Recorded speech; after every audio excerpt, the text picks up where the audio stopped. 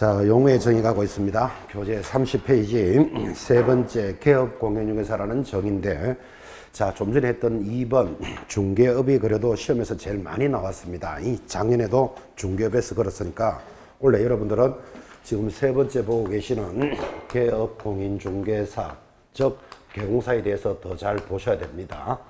이 개업공인중개사는 말이 기니까 개공사 이렇게 줄여서 대답을 합니다. 자, 중요하다는 개공사가 뭘까요? 하니까 첫째 줄에 밑줄 꺼시면서 암기합니다. 개공사라 하면 이 법에 의하여 사무소 개설 등록한 자를 말한다 해서 핵심 단어 등록에 동그라미를 딱 찍어 놓고, 자, 오늘 벌써 등록이라는 이야기도 몇 번 했죠. 개설 등록한 자를 말하는데 우리 중개사법은 어떻게 규제가 되었다 그랬죠? 자유제로부터 출발하여 중간에 어떻게 바뀌더라도 신호 등으로 규제하였다. 첫 시간에 출발했죠. 그때 신호 등이 뭐다? 등록으로 규제하고 있다를 정리하셨고, 자, 지금은 등록한 자지만 이 법이 바뀌기 전에는 개설 허가를 받은 자가 개공사였겠죠. 신호 등이니까. 자, 허가 받은 자, 즉 등록한 자가 개공사입니다. 우리말로는 중개사무소의 사장님으로 있는 사람이 등록을 한 자겠죠. 자, 그런 개공사는 2번 내려오면 종별에 구분하여 세 종류가 나타났습니다. 동그라미 1번 밑줄 껐습니다. 법인인 개공사 밑줄, 쭉 내려가면 2번 공인중개사인 개공사 밑줄, 그리고 3번 부칙상의 개공사 밑줄, 그 바로 밑에 줄에 이른바 중개인이다 이렇게 돼 있고, 지금은 중개인이라는 이야기는 거의 하지 않습니다. 자, 그러면 개공사는 뭐라고요? 등록한 자다. 등록한 자가 세 종류가 있는데 이 등록한 자를 종별이라고 부릅니다. 여러분들 원래 본고사 시험지를 딱 받아들면 시험지에 종별 이 단어는 100% 출제 나옵니다. 종별이 딱 올라오면 첫째 누구라고요? 법인인 개공사, 공인중개사인 개공사, 부칙 육조인 개공사를 종별이라고 합니다. 여러분 교재는 부칙상 개공사라고 되어 있죠. 교재에서는 그렇게 되어 있는데 시험에서는 지금 몇 년째 이렇게 보면 부칙 육조의 개공사 이렇게 나옵니다. 시험 지문에서. 그래서 여러분들은 부칙 육조인 개공사가 있다. 세 종류 반드시 익히셔야 됩니다. 자, 이 세 종류가 있다는 것을 전달하고 싶어서 어느 종류가 제일 많을까 하요? 공인중개사가 제일 많겠죠. 몇 프로? 대략 80%입니다. 법인이 5% 정도, 85%죠. 부칙육조는 15% 정도로 구성이 되어 있는데 뭐 몇 프로 이거는 시험에 나올 일은 아니고 여러분들은 이렇게 세 종류로 구성이 되어 있음을 익히셔야 됩니다. 자, 그러니까 지금 강남에 가보면 아파트 단지 앞에 중개사무소가 쫙 있습니다. 80%는 뭐다? 공인중개사, 5% 정도가 법인입니다. 그 다음 나머지 15%는 부칙 육조의 개공사인데, 자, 어떤 종류는 자꾸 늘어납니다. 누가 늘어날까요? 공인중개사가 늘어납니다. 왜 늘어날까요? 해마다 합격자가 들어오잖아, 그죠? 그럼 해마다 2년 뭐 합격자가 들어오니까 원래 한 명이 돌아도 들어오겠죠. 그래서 공인중개사는 자꾸 늘어난다면 무엇은 자꾸 줄어듭니다. 누가 줄어들까요? 부칙 육조는 급격하게 줄어듭니다. 자, 그러면 부칙 육조가 급격하게 줄어드니까 언젠가는 부칙 육조가 0% 되는 시절이 오겠죠. 그래서 이 부칙 육조가 누구냐를 의식하셔야 됩니다. 자, 부칙 육조가 누구냐를 한번 읽어봅시다. 교재 30페이지 하단 3번의 기억.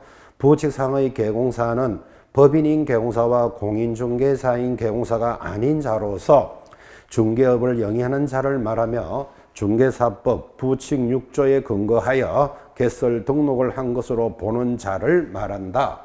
하나 더 읽읍시다. 니은 이는 소위 복덕방 시절부터 지금까지 계속 중개업을 해오던 기득권자로서 이 법에 따라 등록을 한 것으로 의제되어 개공사에 포함되는데, 하지만 공인중개사 자격이 없기 때문에 폐업을 하거나 등록이 취소되면 자격을 취득한 이후에 공인중개사인 개공사나 법인의 개공사로 등록을 하여야 한다 라고 설명을 읽어드렸는데, 이 읽어드리는 게 사실은 좀 쉽지 않죠.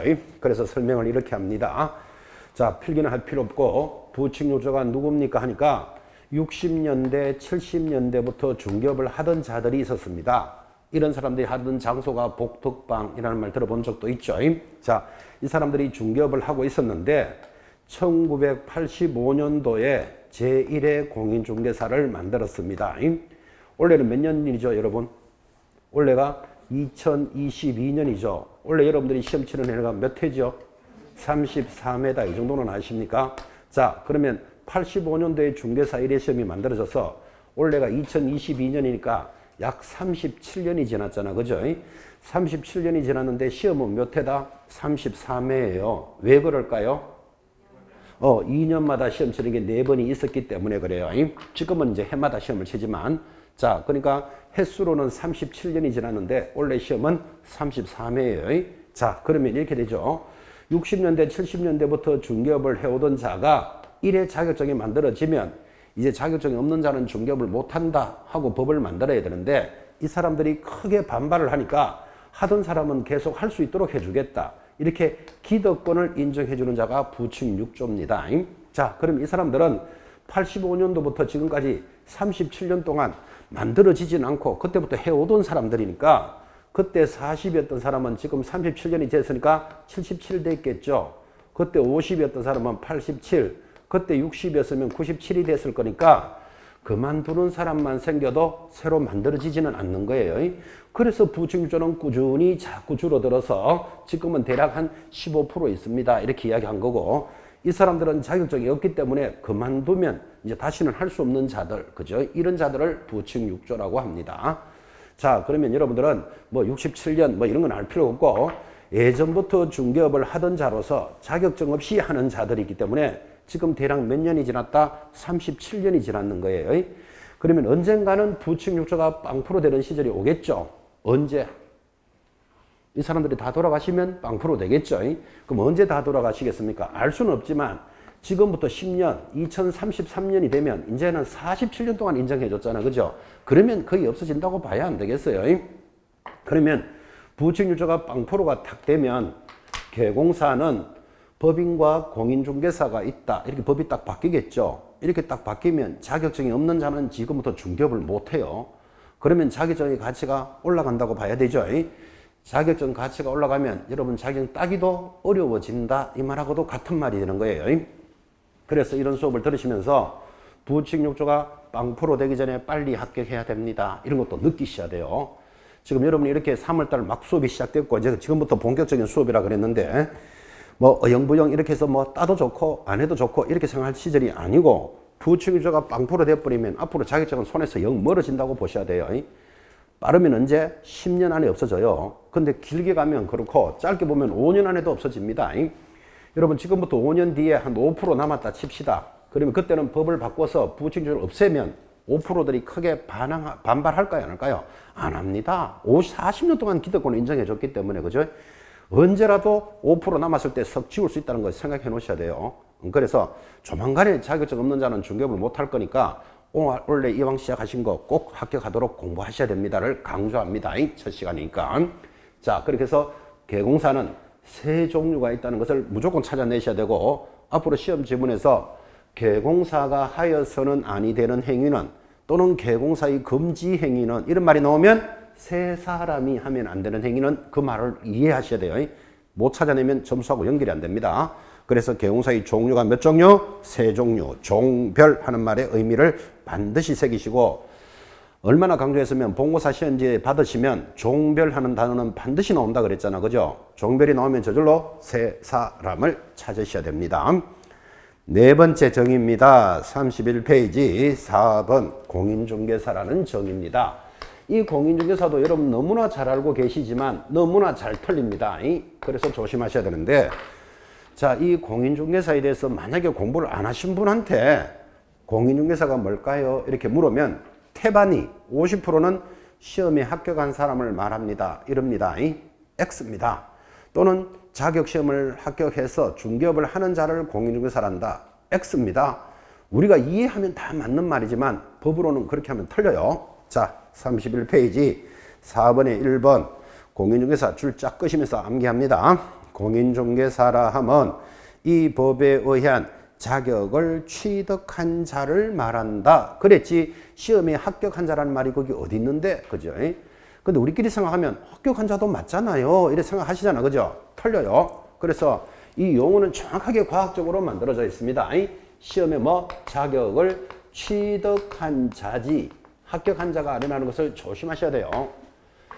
그런데 우리끼리 아니 합격한 자도 공인중개사 맞잖아요. 그럴 수 있겠죠. 그런데 여러분 알다시피 우리 중개사 시험은 1차와 2차로 구분이 되어 있고 1차에 합격한 자가 2차 시험을 쳐서 합격을 하면 자격증을 받는데 1차에 합격한 자가 이 자리에도 있습니다. 원래 1차를 면제받고 치기 때문에 그 1차에 합격한 자를 공인중개사로 부른다 안 부른다? 안 부르지 당연히, 그죠? 이 과학적으로 아주 용어를 정확하게 만들었습니다. 합격한 자가 아니고 자격을 취득한 자, 정확하게 기억하셔야 됩니다. 자, 이런 공인중개사가 자격을 취득한 자인데 모두 몇 종류가 있다? 3종류가 있다를 못 찾아내면 점수하고 연결이 안 됩니다. 아마 이 공부를 처음 하시는 분은 아니 무슨 공인중개사가 3종류나 되는데요 싶은 사람도 있어요. 근데 3종류 있습니다. 자, 봅시다. 거기 2번 종별의 구별의 개념. 자, 공인중개사가 되면 3가지 진로가 가능하다. 우선 1. 자격을 취득한 상태로 있으면 밑줄 긋습니다. 공인중개사 그 자체가 되고 공인중개사의 밑줄. 2번 자격을 가지고 일정한 요건을 갖추어 개설 등록을 하면, 오늘 등록이라는 소리 벌써 몇 번째 나왔죠. 등록을 하면 줄 긋습니다. 개업 공인중개사 줄 긋고 되는 것이고, 3. 그 자격을 가지고 타인의 사무소에 고용인 직원으로 취직을 하여 고용되면 뭐가 된다? 소속 공인중개사가 된다. 소속 공인중개사도 밑줄. 자, 봐요. 공인중개사는 3종류잖아요. 1. 공인중개사, 2번 개업 공인중개사, 3번 소속 공인중개사가 있는데, 자, 여러분 보시다시피 여기 1번 공인중개사, 2번 공인중개사, 3번 공인중개사가 모두 다 다른 사람이다를 못 찾아내면 점수하고 연결이 안 됩니다. 지금 그 이야기를 읽은 겁니다. 자, 지금부터 구분해 봅시다. 1번 공인중개사는 누구죠? 자격을 취득한 자. 자격증이 어디 있죠? 장롱 속에 있는 사람이에요. 2번 공인중개사는 자격을 취득하고 자기 이름으로 개업을 한 자예요. 개업을 한 자니까 우리말로 하면 사장님을 개업 공인중개사라 합니다. 좀 전에 개업 공인중개사 살짝 했죠. 자, 3번째 공인중개사는 자격을 취득하고 어딘가에 소속이 되어 있는 자입니다. 그를 뭐라 부른다? 소속 공인중개사니까 3종류가 다르다는 것을 못 찾아내면 앞으로 점수하고 연결이 안 된다. 지금 그 이야기 한 거예요. 자, 공인중개사 하면 3사람 구분하셔야 되는데 지금 구분을 하고 있는지를 물어봅시다. 공인중개사가 무엇을 위반하여 자격이 정지되었다 이렇게 나옵니다. 자, 이 공인중개사가 뭐를 위반했겠지? 자격이 정지됐다는데 1, 2, 3번 중에 누구를 말할까요? 답은 3번만 이야기합니다. 여러분 1번 공인중개사는 자격증이 장롱에 있는 사람이잖아, 그죠? 그 일을 하지 않는데 자격 정지될 일이 애초부터 없지. 개업 공인중개사는 자격이 정지될 일이 있으면 자격이 취소돼 버려요. 그러니까 여러분들은 자격이 정지됐다 이 말은 저절로 소공사를 이야기한다를 못 찾아내면 점수하고 연결이 안 된다. 지금 이 말을 하고 있는 거예요. 지금 이 시간에 내공을 쌓아야 돼요, 여러분들 지금. 자, 다시 공인중개사가 뭐를 위반하여 그 자격이 취소가 되었대요. 뭐를 세게 위반했는 모양이지. 자격이 취소됐을 때 공인중개사는 1, 2, 3번 중에 누구를 말할까요? 1, 2, 3번을 이야기하는 거예요. 지금 2번 이렇게 말하자면 틀리게 대답하고 있는 거예요. 그 대충 공부하고 있다고 대충. 자, 취소가 될 때 1번은 왜 취소되죠? 장롱 속에 있어야 되는 사람이 자격증을 타인에게 빌려주는 자가 있어요. 돈 받고. 빌려주다가 걸리면 바로 취소되겠죠. 2번, 3번도 양도되면 반드시 취소되겠죠. 그러면 자격이 취소됐을 때 공인중개사는 3사람을 모두 다 이야기한다는 걸 딱 잡고 계셔야 돼. 이렇게 안 잡으니까 문제하고 연결이 안 된다고 이게 지금 거죠. 그래서 앞으로 이제 다음 달부터 여러분들 모의고사 실시해 보시지만 우리 중개사법은 편안하게 공부하고 설렁설렁 공부하고 점수도 설렁설렁 28.5, 32.5 이래 나옵니다. 대충 공부하는 거예요. 대충 그죠?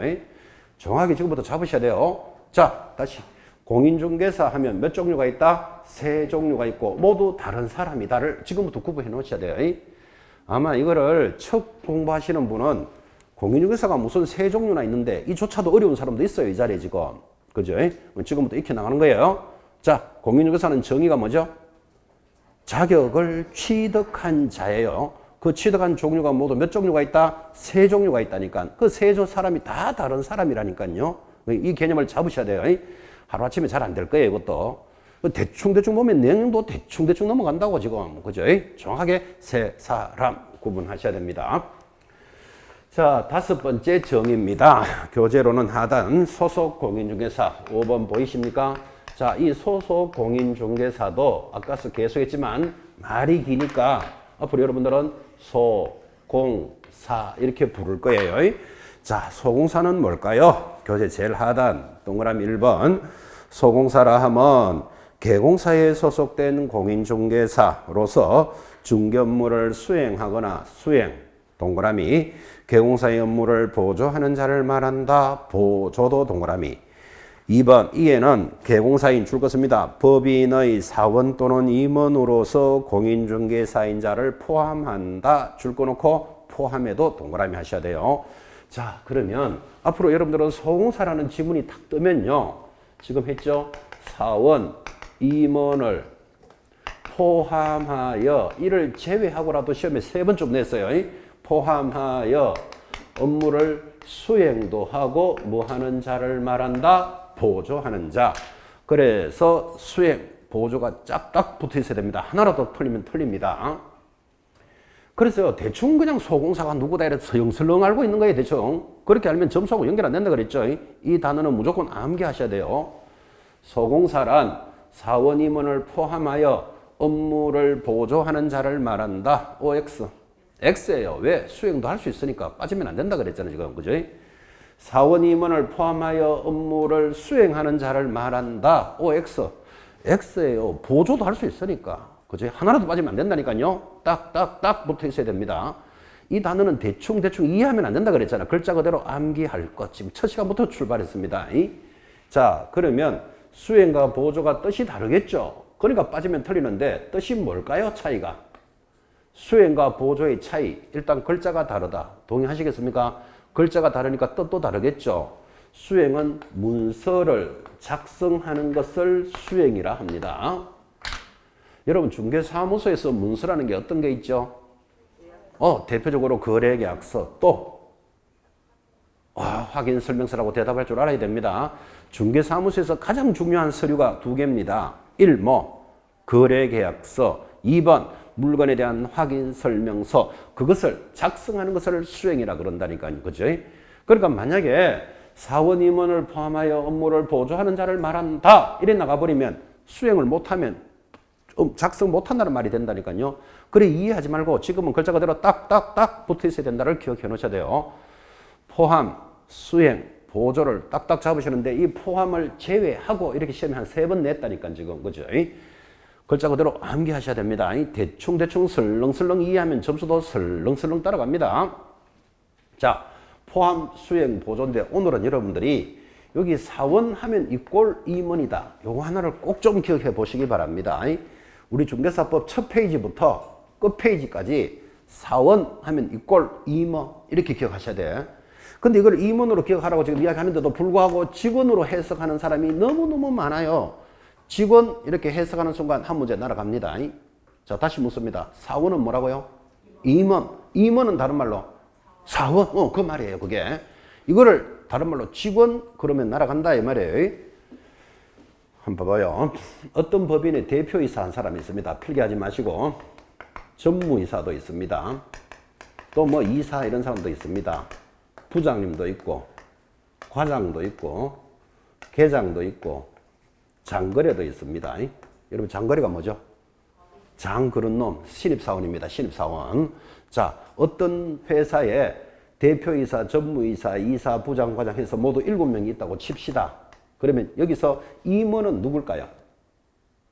이 7명 중에 임원이 누구냐고? 이사 이상을 임원이라 그래요. 특히 그죠? 직장생활 해본 이 학생들을 참 어려워합니다. 이거 아무것도 사실은 아닌데 그죠? 자, 지금부터 이야기합니다. 임원은 누구라고요? 이사 이상을 임원이라 그런다고. 그럼 이사 밑에 있는 부장, 과장, 계장, 신입사원을 뭐라 그럴까요? 이 사람을 직원이라 그런다고. 직원, 사원 그런 소리 하면 안 된다니까 지금. 그죠? 임원 하면 이 꼴은 뭐 사원 그랬잖아 지금. 계속 했잖아요 그 이야기를. 직원 하는 순간 한 문제 날아간다 이 말이에요 지금 한 문제. 자, 다시. 여기 7명의 직원들, 사람들이 있다고 치고 임원은 몇 사람? 3사람이에요. 3사람. 그 다음에 직원은 몇 사람? 4사람이에요.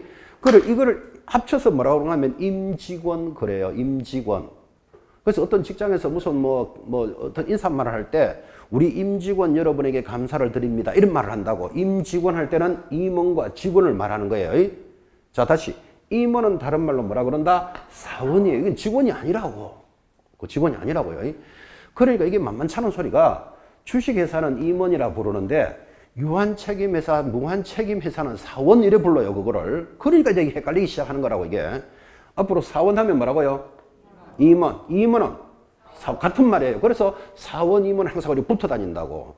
절대로 직원이 아닌 것을 주의하셔야 돼요. 이게 왜 한 문제가 날아가는가 하면 우리가 중개법인에는 대표이사는 반드시 공인중개사여야 하고 이렇게 나가요. 법인의 기준에. 그럼 대표이사는 공인중개사이면서 대표이사를 제외하고 사원 임원의 3분의 1은 공인중개사일 것. 법에 이렇게 돼 있어요. 자, 그럼 여기에 3사람의 임원이 있는데 대표이사는 공인중개사여야 된다 그랬잖아요. 이거를 제외하고 그럼 몇 명 남았죠? 2사람 남았잖아요. 여기서 3분의 1이 공인중개사라면 공인중개사가 몇 명이면 되죠? 1명이면 되잖아요. 2명 중에 하나면 2분의 1이 공인중개사가 되잖아. 그죠? 3분의 1 이상이면 되니까 하나만 하면 되잖아요. 이거를 지금까지 포함해버리면 하나, 둘, 셋, 넷, 다섯, 6명 중에 3분의 1이면 2명이 돼야 된다고. 그 숫자 1명이 날아가 버린다니까, 이게, 그죠? 그래서 직원으로 해석하면 무조건 한 문제 날아갑니다. 지금 그 이야기 하고 있잖아요, 그죠? 의외로 이게 직장생활 하다 보면 여학생들이 어려워한다니까 이거를 별 것도 아닌데도 불구하고, 그죠? 자, 그래서 여러분들은 이렇게 기억합니다. 이 시간부터 중개사법은 첫 페이지부터 중개사법이 끝나는 끝 페이지까지 임원 하면 뭐? 사원. 사원을 다른 말로 뭐? 임원. 똑같은 말이에요. 직원이 아닌다는 것을 놓치면 안 됩니다. 임직원하고 다르잖아요. 구분하시잖아요. 그죠? 직장생활 해보셨나요? 여기 직원들은 그죠? 12월 달에 세금 정산하는 사람들이에요. 우리말 하면 월급쟁이들이고. 그죠? 여기 있는 임원들은 경영자기 때문에 5월 달에 종합소득세 계산해요. 뭔가 다 다른 사람들이에요, 이 사람들이. 그래서 임원급들은 경영자기 때문에 5월 달에 지금 3월이죠. 종합소득세로 계산하는 사람들이고 이 사람들은 뭐 하는 사람들이다? 월급쟁이니까 12월 달에 세금 정산하는 사람이에요. 어쨌든 다르려고 이게. 그죠? 5월 1일이 되면 우리나라에 노동절하는 거 아시죠? 5월 1일 그죠? 근로자의 날인가 지금 그렇게 돼 있죠. 근로자의 날이 되면 회사에서 왜 기념품 나가잖아요. 그러면 기념품 어디까지만 나간다? 여기 부장 밑으로만 나가는 거예요. 이 사람들은 경영자기 때문에 기념품이 안 나가요. 아니 별것도 아니지만 그죠? 아니 여러분 나가지고 왜 이사님은 기념품이 없죠? 없을 수밖에 경영자기 때문에 그런 거예요. 이게 구분돼야 된다고요. 자, 그럼 이게 구분이 안 하더라도 최소한 사원 하면 뭐? 임원. 임원은 뭐? 사원. 그 말이 첫 페이지부터 끝 페이지까지 딱 붙어가 다닙니다. 직원이 아니라는 걸 주의하셔야 돼요. 그래서 여기 전무이사나 이사도 자격증이 있으면 포함하니까 소공사로 보겠다 이 뜻이에요. 지금 이게. 이 사람들은 아니라니까요. 직원들은. 그죠? 사원, 임원도 포함하여 그래서 그러니까 자격증이 있으면 소공사로 본다는 뜻이에요. 이 뜻이. 그죠? 세 마디를 암기해 놓으셔야 됩니다.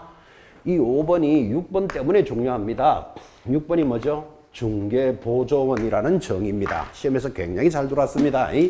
자, 그냥 넘기시면 교재 32페이지 중개보조원 첫째 줄에 체크합니까? 중개보조원이라 하면 자, 가장 중요한 말이 나옵니다. 공인중개사가 아닌 자, 여기서부터 동그라미 하셔야 돼요. 아닌 자 동그라미 해놓고 개공사에 소속되어 중개대상물에 대한 현장 안내 및 일반 서무 등 개공사의 중개 업무와 관련된 밑줄 긋습니다.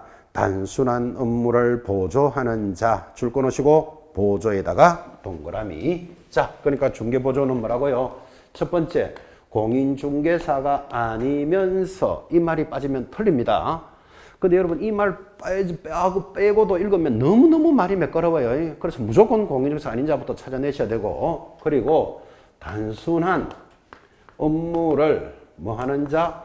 보조만 하는 자예요. 그때 단순한 업무가 뭘까요? 단순한 업무가 뭘까요? 하니까 출근해서 커피 끓이고 밀대 들고 청소하는 그런 소리 하면 틀린다 그랬어요. 방금 교재가 뭐라고 돼 있죠? 현장 안내 및 일반 서무 등 단순한 업무를 보조하니까 시험에 이렇게 나올 수 있나요? 중개보조원은 현장을 안내할 수 있다. OX. 그게 단순한 업무니까. 그죠? 근데 오버해가지고 현장을 안내하고 물건에 대한 확인 설명서도 작성할 수 있다. 이렇게 들어온다니까요. X예요. 작성을 하려면 무슨 말이 들어가야 된다? 수행이라는 말이 들어가야 된다니까요. 여기에는 반드시 뭐만 있다? 보조만 하는 자예요. 보조만 한다라는 말은 문서를 작성할 수는 없다. 이 말이잖아요. 그죠? 꼭 익히셔야 됩니다. 그럼 지금 현장에 나가보면 중개보조원은 계약서나 확인설명서를 작성하면 안 되는데 작성하는 경우가 있을까요? 없을까요? 여러분 현장에 한번 나가봐서 유심히 한번 보세요. 중개보조원이 그렇잖아요. 자격증이 없는 사람이지 인물이 못생긴 사람이 아니잖아. 그죠? 그러면 중개보조원도 오랫동안 중개업을 했고 고객관리 잘하고 영업 잘하는 사람이 많습니다. 부지런하시고. 그죠? 단지 중개보조원은 자격증만 없는 거예요. 자, 그러면 이 중개보조원이 자기가 관리를 해서 이 고객이 아파트를 하나 사기로 했습니다. 그러면 자기가 설명도 하고 관리도 했는데 나는 보조원이니까 계약서 작성 못 하거든요. 이렇게 고객한테 말하기가 어렵다니까요. 그래서 자기가 계약을 체결하고 다 하면 자기가 계약서를 착착착착 적어낸다니까. 적어내면 우리는 문서를 작성할 수 없다 그랬잖아. 그죠? 그런저런 사연으로 작성을 하면 위반이라는 건 이해하시겠죠? 그래서 6번 중개보조원 옆에다가 적으셔야 돼요. 위반하면. 문서를 작성하면 이 말이겠죠? 위반하면 1년 징역 1,000만 원 벌금인데 보기보다 시험에 잘 나옵니다. 그게. 자, 위반하면 1년 징역 1,000만 원 벌금인데 아니 그걸 작성했다고 왜 1년에 1,000만 원을 매깁니까? 하면 자격증을 빌려서 하는 걸로 본다. 이게 해석이에요. 그래서 자격증 양도대여는 얼마로 간다? 1년에 1,000 그런 뜻이에요. 그래서 중개보조원은 문서를 작성할 수 없다를 굉장히 강조했습니다. 우리 교재에도 그렇게 설명해 놨죠. 바로 밑에 2번 업무의 범위 다시 설명합니다. 중개보조원은 자격이 없기 때문에 거래계약서 작성 등 중개 업무를 수행할 수 없으며 현장 안내나 일반 서무 등 계공사의 중개 업무와 관련된 단순한 업무를 보조하는 역할에만 거쳐야 한다. 다시 설명했고 만약에 보조하는 역할만 안 하면 어떻게 한다? 수행하게 되면 1년 징역 1,000만 원 벌금이다. 이 말이에요. 왜? 자격증을 빌려서 하는 걸로 본다라는 게 해석이에요. 거기까지를 여러분 지켜 놓으셔야 됩니다. 자, 그래서 여러분들은 지금 근 1시간 반에 걸쳐서 용어의 정의 6가지를 지금 하나하나를 정리했습니다. 돌아가면서 하나씩 출제한다 그랬습니다. 또 용어를 모르면 앞으로 수업을 못 따라간다. 이까지도 전달했습니다. 지금 3, 4월쯤에는 여러분이 이렇게 질문하실 때 용어가 좀 틀려도 괜찮아. 초반기니까. 그런데 이게 8, 9월 달쯤 되면요. 시험이 10월 달이니까 이제 한두 달 전이잖아. 그죠? 그때 어떤 내용에 대해서 이게 어떻게 됩니까? 이렇게 질문하러 오신 분이 아직도 용어가 안 되는 분이 있습니다. 8, 9월 달에 질문하는데 그럼 그때 설명은 하겠죠. 뭐 이렇고 이렇습니다. 하는데 돌아서는 그 모습을 보고 아직도 용어가 안 돼 있다. 그죠? 원래 되겠나? 이렇게 걱정합니다. 그 용어는 글자 그대로 익히셔야 됩니다. 돌아가면서 하나씩 무조건 나온다 그랬습니다. 지금도 나가면요. 야, 이 중개사무소의 공인중개사가 몇 명인데 이렇게 물으면 된다 안 된다. 오늘 공부를 열심히 하시는 분은 너무나 잘한다니까요. 공인중개사는 자격을 취득해서 위해서 장롱 속에 있는 사람이잖아. 그죠? 그 중개사무소에 가지고 공인중개사가 누굽니까? 이렇게 물으면 안 되지. 그죠? 근데 현장에서 그렇게 묻잖아. 왜? 자격을 가지고 일하는 사람이 누굽니까? 이렇게 묻는 건데 일할 때 관계없지만 시험 치는 학생은 그렇게 물으면 날 새는 거예요. 그 중개사무소에서 반드시 이래야 돼. 공인중개사인 개공사입니까? 아니면 소공사입니까? 이렇게 물어야 되잖아. 근데 공인중개사가 누굽니까? 이렇게 못 묻는다니까 지금. 그죠? 공인중개사는 자격증이 장롱석에 있는 사람이에요. 그 사람을 중개사무소에서 찾으면 안 된다니까요. 용어가 정확하게 안 돼 있다는 걸 알 수 있다 이 말이에요 지금. 그죠? 세 사람을 익히셔야 됩니다. 자, 넘어가서 이제 34페이지 제4절 법으로는 3조 중개대상물에 대해서 출발을 합니다. 역시 중요한 단원이죠. 조금 빠르긴 하지만 10분 쉬었다가 중개대상물 정리합시다.